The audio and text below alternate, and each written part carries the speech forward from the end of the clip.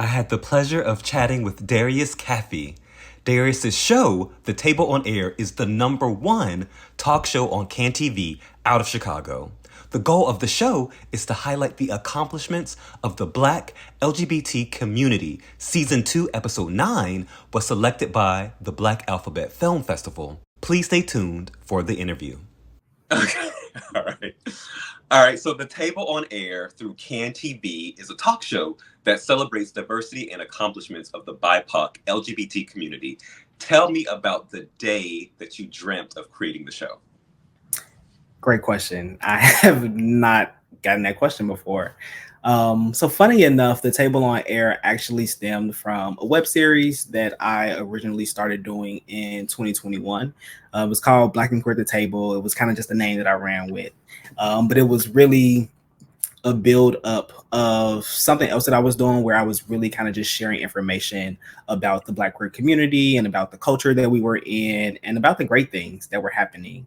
I realized that there's so much negativity in the news and in the media just about queer culture, and I did not want to be a part of that. So I did not want to relate or kind of talk about things that were bad or negative, although those are important too to acknowledge, but I didn't want to be the one to talk about them. So it's kind of started just kind of sharing out positive information and started to do more of that in regards to people and their accomplishments, and realized that I wanted to actually bring those people into the room with me to kind of talk about their experiences and what they're going through and ways for us to kind of celebrate them and their accomplishments. So I ended up reaching out to my first guest, who was Ciera Liggins, who is a queer pop artist from Detroit. I believe she lives in LA now, but she has amazing music, and I was a fan of hers and wanted to just kind of test it out to see, what we could do with some new momentum, with the new strategy. And she agreed to the conversation, and it was a really great interview. It's available on our YouTube channel.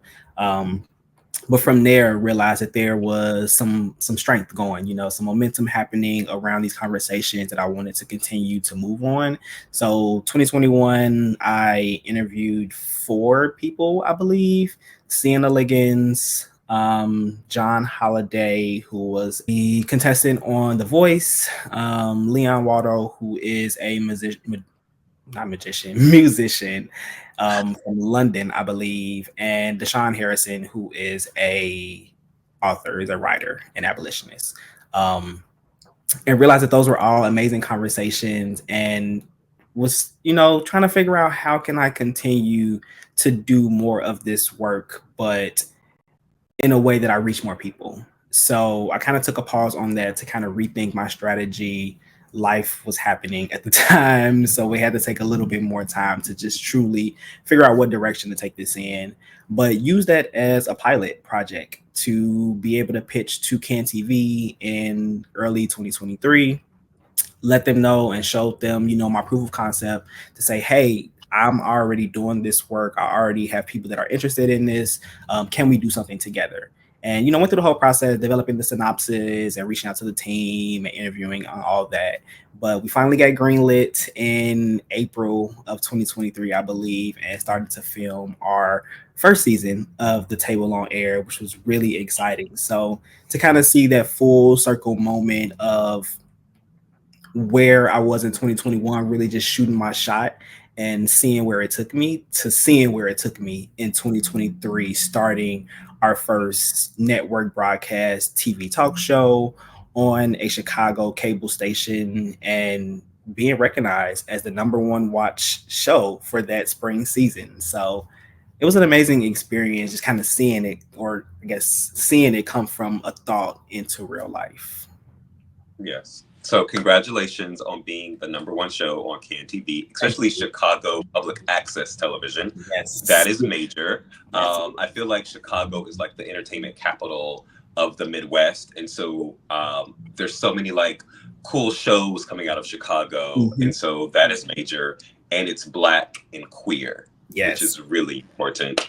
Intentionally too. It was intentionally designed like that because just queer media in general, it is very whitewashed, and I did not want our people to be overshadowed by all the other amazing individuals that are doing work.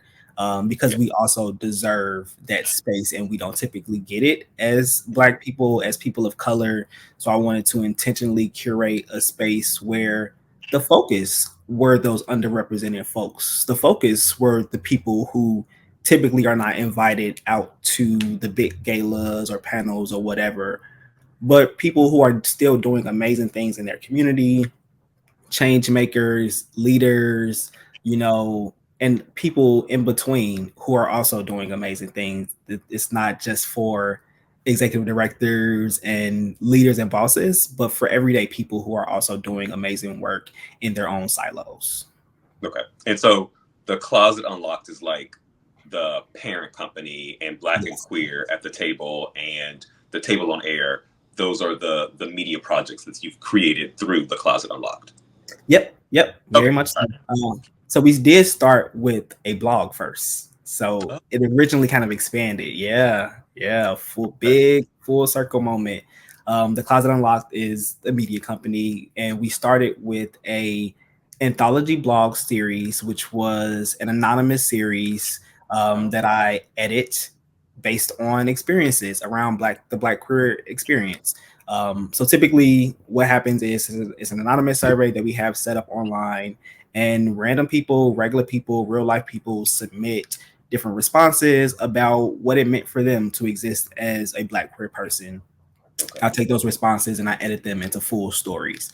So we started there, again, this very collaborative space, and continue to share more information, more news, more culture about what's happening, which then brought us to an expansion of our media project with the web series and now with the Table on Air. Okay. I love that. I wrote for an LA specific blog in 2011. And for one of my interviews that I did with someone that was like a community activist, I like recorded the conversation. Mm-hmm. And I was like, you know what? What if I just have a video based interview instead of just like writing it specifically for the blog? Yeah. What would that do? And so digital media changed my life. And I love that you created a media company, and you started off with an online blog. So I love that. I'm a huge fan of digital media and how it can change communities and create online communities. So I love that. So how did the vision and reality for the Table on Air come together? It was a process, I will say. And it's actually funny because it was not intended to happen. A lot of things that are happening in my life are just kind of happening because the universe wants them to happen for me.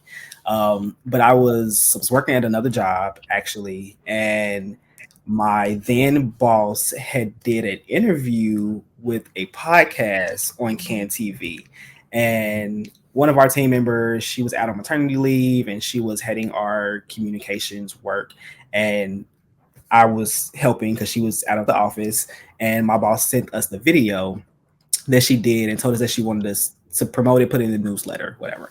And I watched it and I thought it was amazing. And I did more research on the network, and I followed up with the network executive director and just wanted to have a conversation, you know, about the work that they were doing, to really share, say, hey, you know, I'm another media producer, executive in this space. We're doing very similar things. I would love to learn how you all have been able to be so successful at it.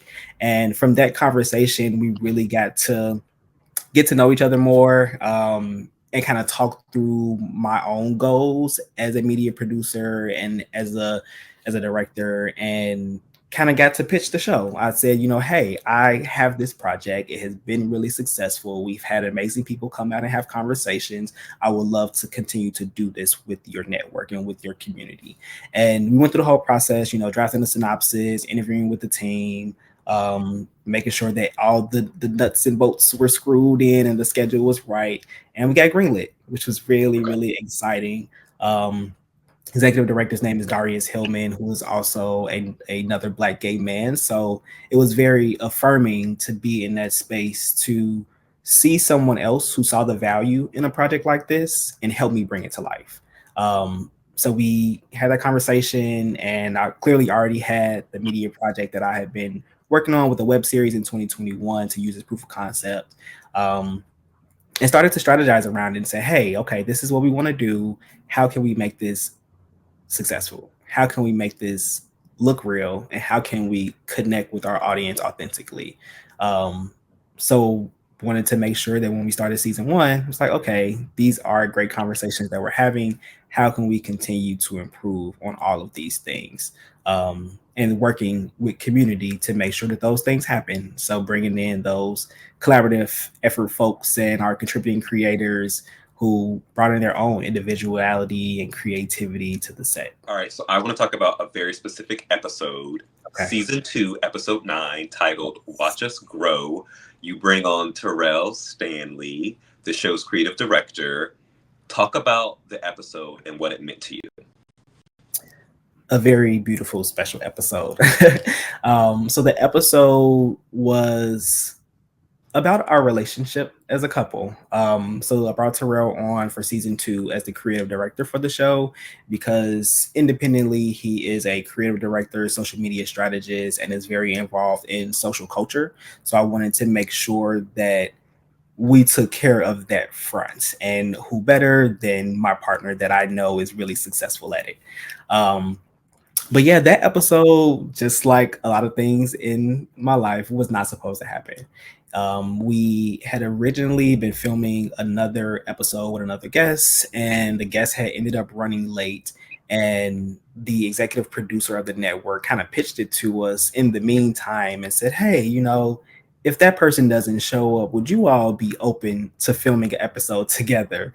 And in the beginning, we were both kind of hesitant about it. We were like, no, that's too personal into our intimate lives. We don't really want to share our relationship on TV.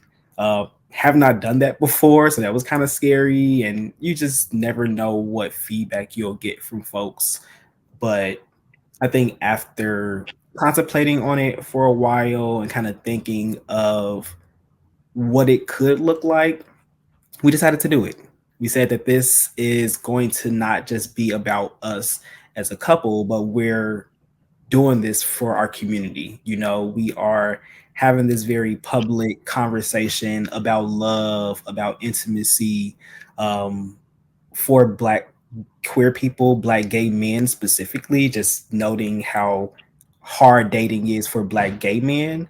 And we wanted to be able to have that intimate conversation with other people. We wanted to bring in a different light to not just our relationship, but challenging love and overcoming the barriers of love and making sure that, we're seen and heard, not just us, but like our people, our other Black gay men who are trying to be in relationships with each other, who are not knowing what to do because there hasn't been a roadmap for us, or for single Black gay men who are looking and are navigating their own challenges in life, and trying to figure out how to be a better partner for themselves and for other people.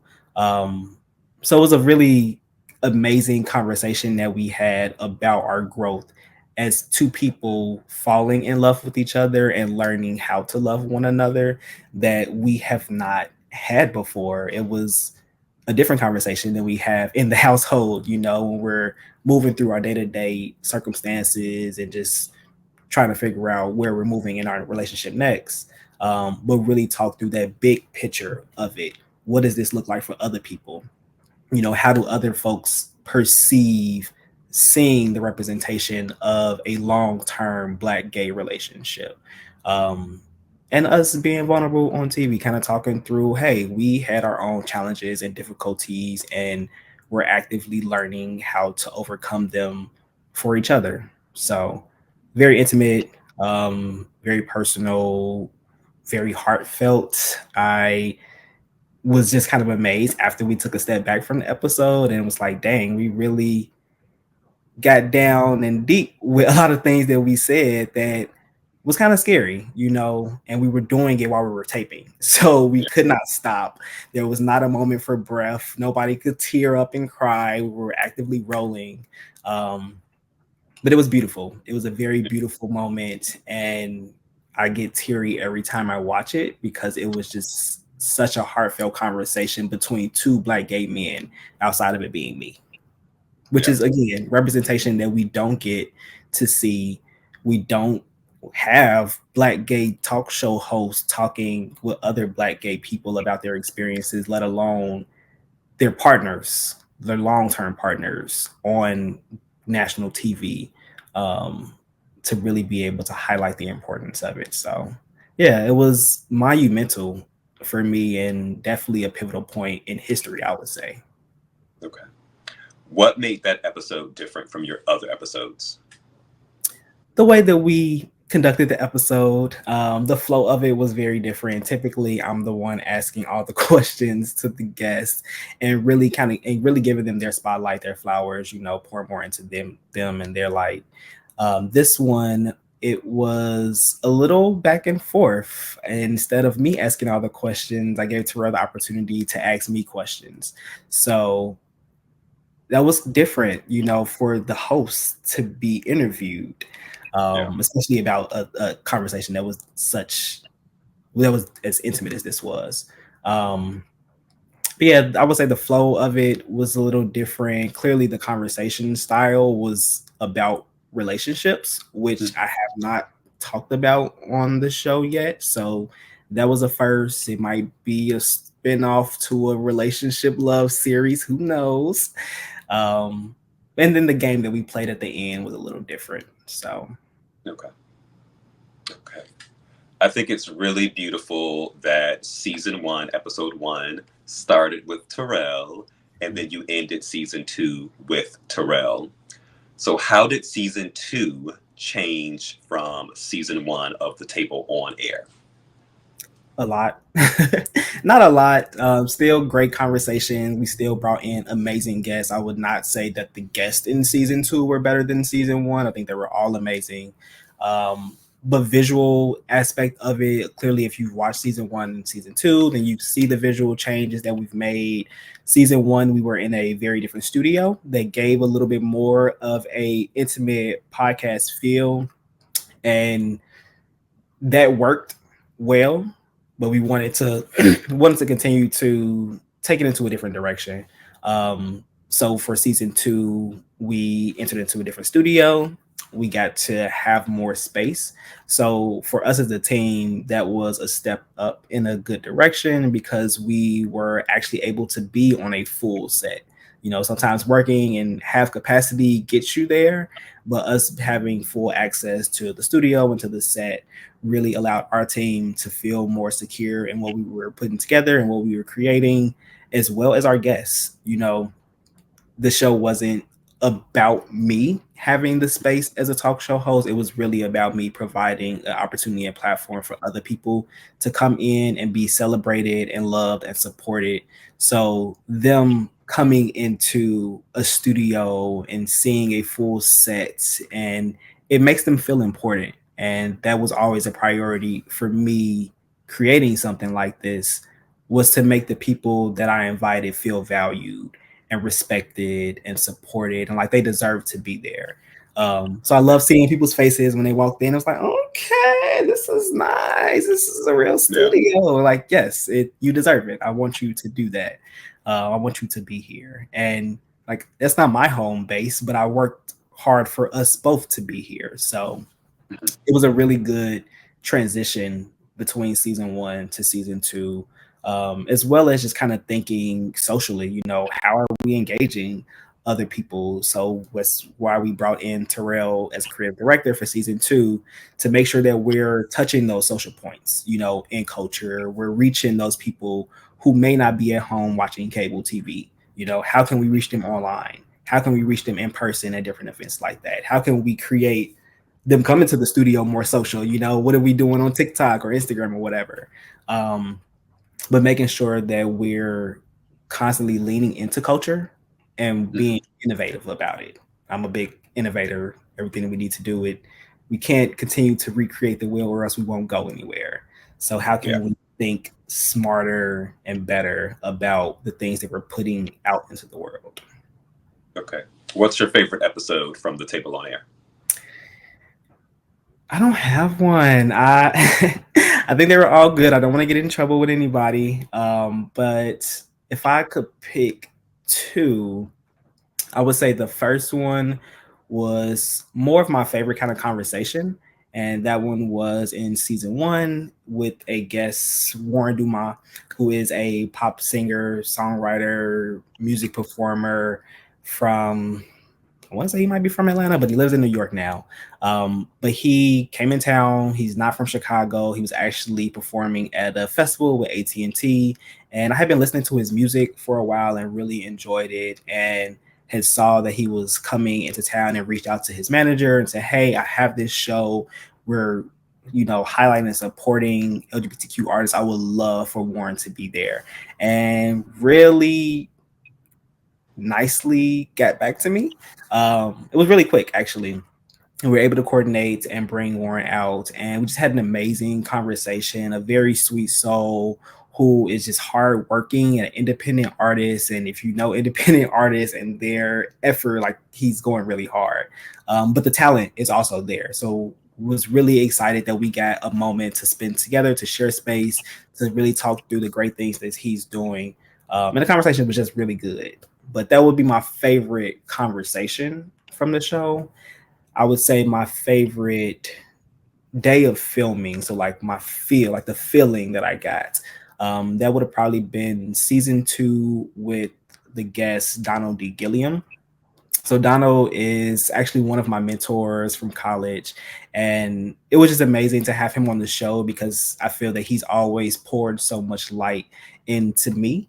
So to have him there talking about the things that he's accomplished and the successes that he's had has been amazing to kind of watch. So I was really glad to give him the spotlight to talk about them.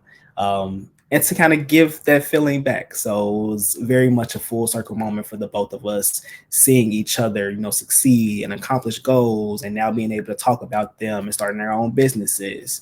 So that would have probably been my favorite feel good episode. But yeah, they were all good.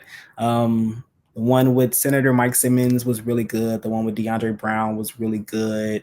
The one with DJ Ciera was really good. So we have a broad range of people from a lot of different industries, which was also intentional. So that way we don't always have artists or we don't always have business people, but we're really able to showcase the diversity of who we are as queer folks excelling in these spaces. Okay. For any of our viewers who have not watched The Table on Air, pitch to them right now, why should they watch the show? Girl, if you are looking for the latest and greatest in Black LGBTQ culture, The Table on Air is your spot to be at. We interview a lot of amazing people who you probably know who are doing amazing things out in community, out in culture, who are dropping a lot of gems and being honest about it. We don't get too many spaces for Black LGBTQ people to show up, to be present, to be honest, and receive their flowers. And we're giving them their flowers in real time. So that's why you should watch The Table on Air. Okay. So when is season 3 coming out? Can't give you too many details about that. Maybe when somebody pays for it. No, but for season 3, we really want to take a step back from just kind of going and going. So the launch of season 3, we'll announce that probably somewhere in 2025. We can't give too many details around it. Again, because we really want to be intentional around the spaces that we create. We had a really amazing 2 seasons for 2023 and was really able to connect with a lot of folks, able to make a lot of impact. And in terms of creating access and opportunity for people, so many people learned about different resources that are out there and was able to connect with these people. So we want to make sure that that's still done intentionally. So that means bringing in the right people to help us produce this, bringing in the right creators to make sure that we're not having the same conversations, and making sure that this is an equal opportunity for all the folks that are involved in it. So going back to that kind of portfolio building piece, making sure that we're creating opportunity for people to come in and learn, and also have these same experiences that I'm having or that the rest of our team is happening. So they're more empowered to be in these spaces without us too. Okay. So, is there anything else that you would like for our viewers to know about you or the show? Well, you can learn so much about me. Just look my name up. Before the Closet Unlocked, again, we are a media company amplifying the voices and experiences of queer, trans, and non-binary people, and we're doing that all around the city of Chicago. So we try to do different collaborations and work with different folks to make sure that we're fostering a sense of belonging in different spaces. So what we're currently working on is an extension of the Table on Air. Actually, it is our in-person panel event series slash social mixer, where we are partnering with a lesbian-owned bar in Andersonville, Chicago. It's called Nobody's Darling. And funny enough, one of the guests that I had on the Table on Air, Renata Riddle, she's the co-owner of the bar. And afterwards, we had a conversation about life and about what we wanted to continue to create for our community and how we wanted to empower one another, and realized we wanted to have more conversations at the table. So we developed an in-person program around it where we now bring in Black, queer, trans, and non-binary people from around the city of Chicago to talk about their careers and their successes and their goals and the things that they've accomplished. So many things for us to do and to talk about, but also finding ways for us to connect these people to everyday community members. So we're not, keeping them on a TV screen anymore. Now they're in person, they're in front of you, you're in the same room with them, and you can have a conversation with them afterwards about their journey. So that has become a very beautiful journey and transition that we've seen grow from the talk show that I'm really excited about. We have had 3 so far this year. They happen every quarter. So our last one for the year is happening December 8th at 3 p.m. It'll be at Nobody's Darling. If anybody's in Chicago and wants to come out, we will be focusing on the themes of policy advocacy and social justice. Each quarter, the themes kind of change. So before we talked about arts and culture, health and wellness, business and entrepreneurship. So making sure that we're, again, showcasing the diversity of the people in our community and reaching these different audiences to have well-rounded conversations. We are well-rounded people who live a very holistic lifestyle. Let's bring all of that into this space with us. So working on those things. We also recently launched a book club, which is really exciting. One of the people that we had on our last panel happens to be a librarian and launched his own nonprofit. So we're all working together, have been put on a book club to highlight Black and Brown LGBTQ authors globally. So continuing to find more ways to reach people and to showcase the amazingness and the magic that's happening for the Black queer community. I love all of the projects that you're working on. Thank you. I can talk to you all day long, but I truly wish that you're able to get the sponsors that you're looking for the Table on Air. And I hope that our viewers embrace you and that more people in Chicago embrace you as well. Thank you.